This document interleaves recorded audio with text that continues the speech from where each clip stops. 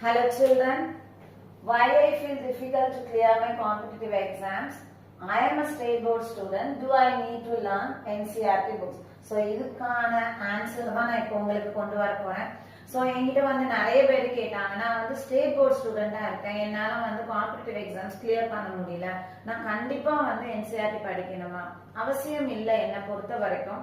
So முதல்ல வந்து நம்மளுக்கு ஸ்டேட் போர்டுக்கும் என்சிஆர்டிக்கும் என்ன டிஃபரன்ஸ்ன்னு தெரியணும். ஸ்டேட் போர்டுக்கும் என்சிஆர்டிக்கும் ஒன்றும் கண்டென்ட் வைஸ் பார்த்தோன்னா ஒன்றும் பெரிய டிஃபரன்ஸ் இல்லை. ஆக்சுவலாக பார்த்தோன்னா நமக்கு ஸ்டேட் போர்டில் கான்செப்ட்ஸ் கண்டென்ட்ஸ் வந்து அதிகம் என்சிஆர்டி கம்பேர் பண்ணுவது. ஒன்லி டிஃபரன்ஸ் என்னன்னா the way we face the exams. So நம்ம வந்து போர்டு எக்ஸாம்ஸ் வந்து எப்படி ஃபேஸ் பண்றோம் அப்படின்றதான். ஸோ ஸ்டேட் போர்டு பார்த்தோம் அப்படின்னா என்டையரா it depends only on the book back question இல்லையா? நம்மளுக்கு வந்து ஒரு 10 to 15 மார்க்ஸ் வந்து இன்டெப்தா புக்கு உள்ள இருந்து வருது அப்படின்றதே ரொம்ப ரேர் பாயிண்ட் ஆஃப் வியூ. ஆனா என்சிஆர்டி வந்து நமக்கு அந்த மாதிரி இல்லை. It depends only on the understanding and application part of the student. So எவ்வளவு தூரம் நீங்க அந்த கான்செப்டை வந்து அண்டர்ஸ்டாண்ட் பண்ணிக்கிறீங்க, அதை எப்படி நீங்க அப்ளை பண்றீங்கன்றதான் என்சிஆர்டி.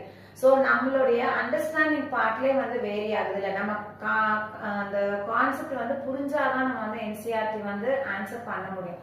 இங்க நம்மளுக்கு வந்து கான்செப்ட் புரியணுன்ற அவசியம் இல்லை.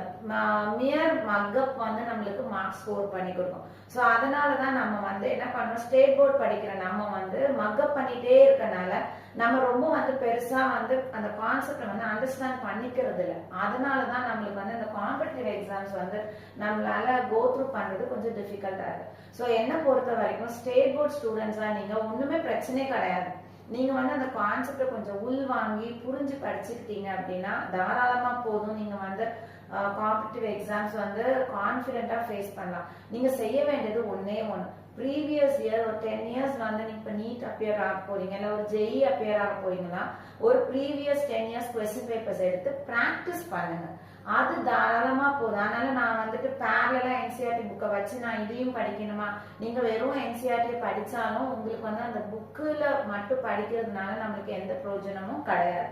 நம்ம அதை எவ்வளவு புரிஞ்சுக்கிறோமோ அதுதான். ஸோ நீங்க வந்து தாராளமா தமிழ்நாடு புக்கை ஃபாலோ பண்ணுங்க, புரிஞ்சு படிங்க, அவ்வளவுதான். நம்மளுக்கு புக் பேக்ல இப்போ ஆர்கானிக் பார்ட்லாம் பாத்தீங்கன்னா கொஞ்சம் அப்ளிகேஷன் ஓரியன்டட் கொஸ்டின்ஸ் வந்து கொடுத்துருப்பாங்க. Conversions, complete the reactions, problems. முக்கியமா நம்ம வந்து ஸ்டேட் போர்ட்ல வந்து ரொம்ப நியூமரிக்கல்ஸ் வந்து கை வைக்கவே மாட்டோம்.